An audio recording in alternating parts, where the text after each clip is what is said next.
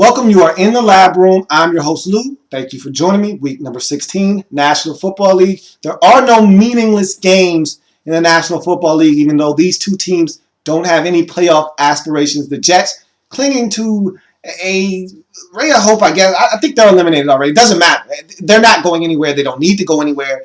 And there are no meaningless games, but this is as close to a meaningless game as you can get. But again, to me, there are no meaningless games because this game means something to someone.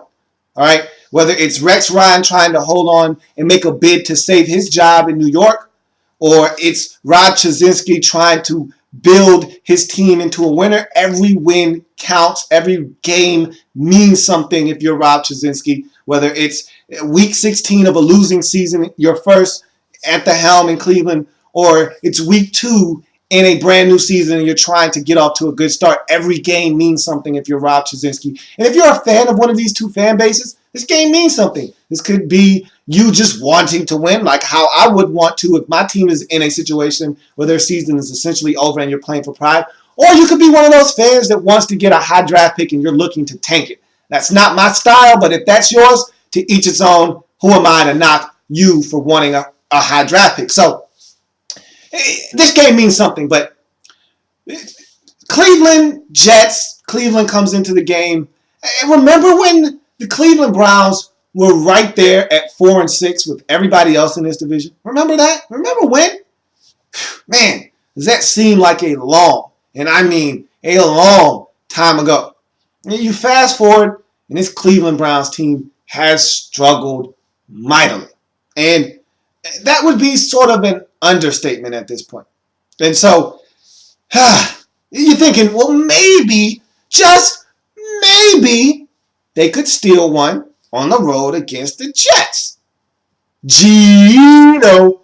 Oh. Gino. Oh. If you play well enough defensively, that can turn into Gino. Oh, no.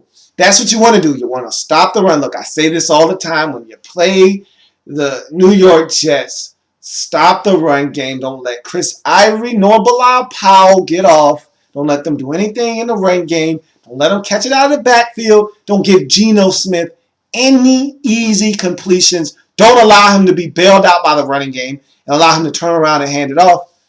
Force him to beat you.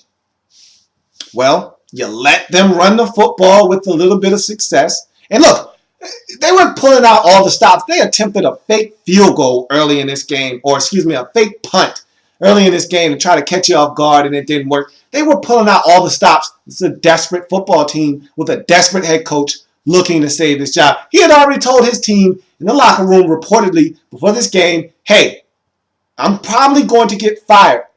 So let's just go ball out of control and let's play out of our minds like there's no tomorrow. Because for me and for a lot of you in this locker room, there is no tomorrow as a Jet. So let's just play like we know how to play.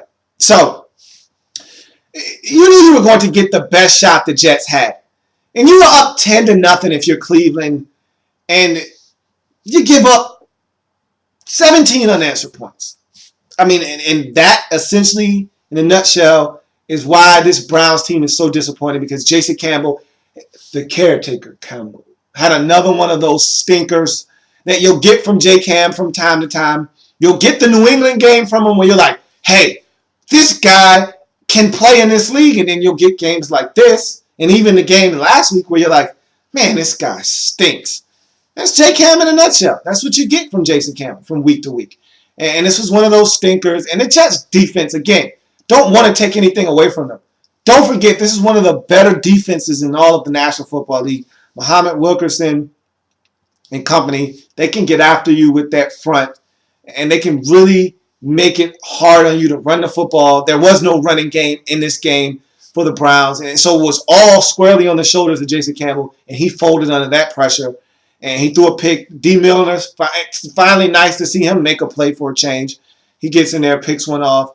And Geno Smith puts the cherry on top in this game as he runs it in 17-13, late stages of the game. If the Browns can get a stop, force the Jets to kick a field goal, you can still tie this game with a touchdown, take it to overtime, or maybe even go for 2. I don't know how frisky Rob Chassinski is feeling if they score a touchdown late in the game. But yep, the Jets nipped all that in the bud. Geno Smith sees an opening, takes off, runs, gets in the end zone, 24-13. That would ultimately be your final score, as the Browns have Marquise Goodwin in there, or excuse me, Marquise Gray in there running a wildcat. He throws a pick, yada, yada, yada. Again, who cares? It's 13-24. Jets get the win.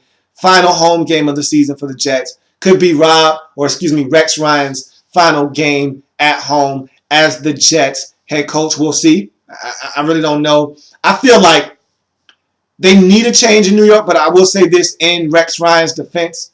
I feel like he's gotten the most out of this Jets team. I felt like he squeezed a dry rag and got a bucket full of water. I mean, he took some rotten lemons and still made some damn good lemonade this season in New York. I said this was one of the least talented football teams in the league, and I think all of you who've watched the National Football League this year will agree with me that Jets team is not very talented on the offensive side of football. Now, defensively, it's another story. Rex has those guys playing at an extremely high level, and that's something else you have to give him credit for, is having this defense ready to go each and every single week. This is a really good defense that plays lights-out football, and if you're not careful, they can get you. But offensively, they're one of the worst teams in the league. And even though, and despite Geno Smith struggling, turning the football over, despite them not having a lot of talent offensively, despite all of the shortcomings of this team offensively, they won 7 games and still have a chance to finish 8-8. They can go on the road in the division and beat Miami next week. And so a lot must be said about the coaching job Rex Ryan has done this season to just get this team to 7-9 or 7-8, excuse me. So as bad as I think they need a breath of fresh air in New York, he's done such a good job this season that if they retained him, I couldn't go against that decision, because I felt like they were a 4-win team this year and they have won 7 games and have a chance to win 8. Essentially, they doubled the output that I thought they were going to get before the season started. And if you look at the talent on the offensive side of the football and you look at the struggles of Geno Smith, you would think that this team would be 4-11 right now instead of 7-8. So, look, you could argue that they had a soft schedule. I don't care. You beat the teams that they put in front of you, and they've done that to the tune of 7-8. And so, if Rex is back, I can live with that. I thought that Rex should have been going last year. We were going to fire him. Last year was the year to do it. They may decide to still fire him this year. Who's to say what they're going to do? But I will say this. The man is a damn good defensive coordinator. I don't really know about his head coaching prowess, because sometimes I think he allows his offense to get away with murder. I think he puts so much emphasis on the defense and not enough on the offensive side of football that he doesn't demand enough of his offense, that his teams are at a disadvantage week in and week out because the defense is so good, but the defense isn't getting help from the offense. And I think this has always been the case throughout his tenure as Jets head coach. They never have had the type of offense that scared you, yet the defense was always really good. And Rex can coach up a defense better than most in this league. He can coach up a defense with the best of them.